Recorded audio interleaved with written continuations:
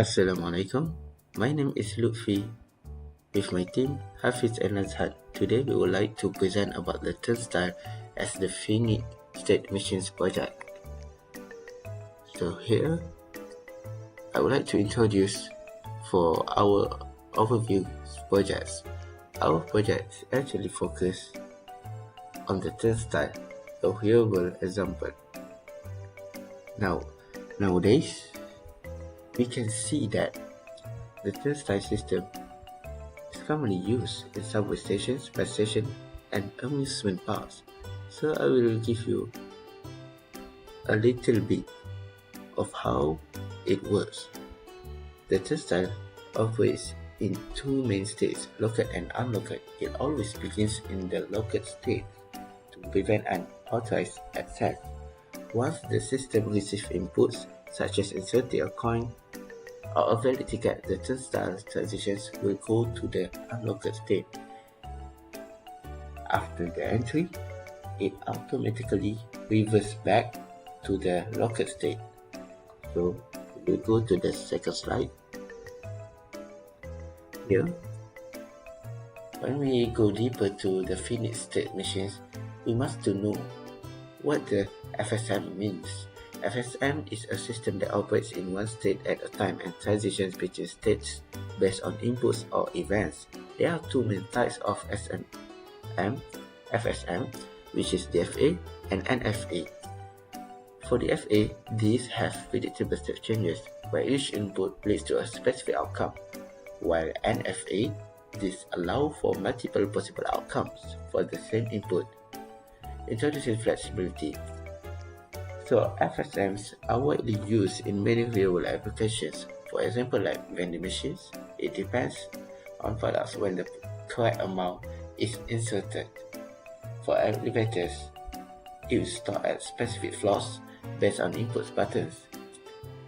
The next one is traffic light, like adjust signals based on traffic law.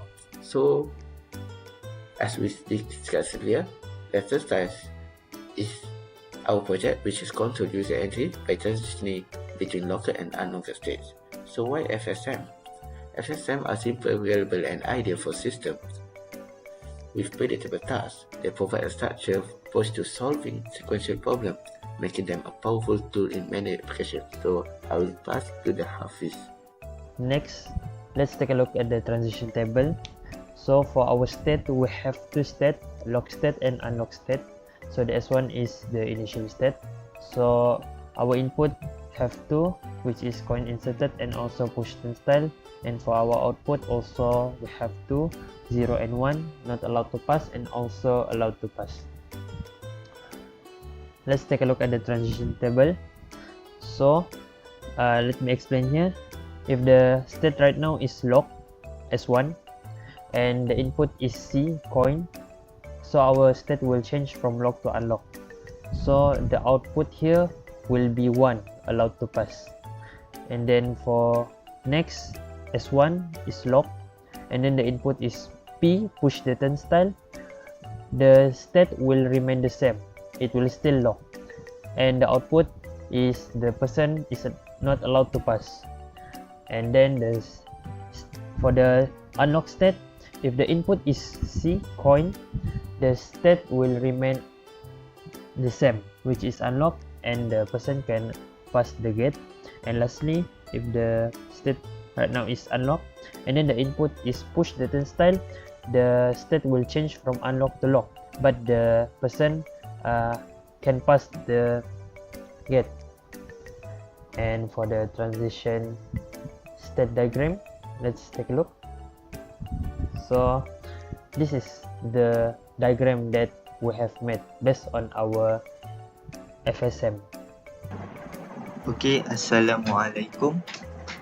So we go to the next part, how finite state machine operates and its significance in turnstile systems.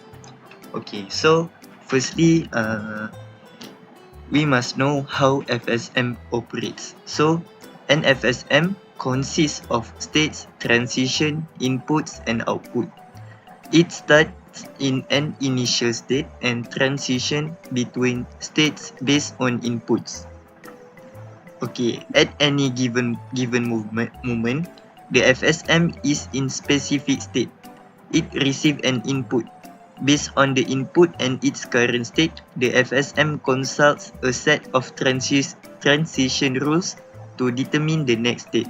Okay, so in the turnstile system, in the states we have lock and unlock, which is if locked, the turnstile cannot be pushed unless a coin is inserted, and the second one, unlock, the turnstile can be pushed allowing passage.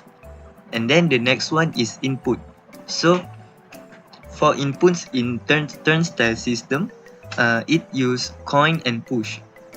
And then to the transition, initially the turnstile is in the lock state.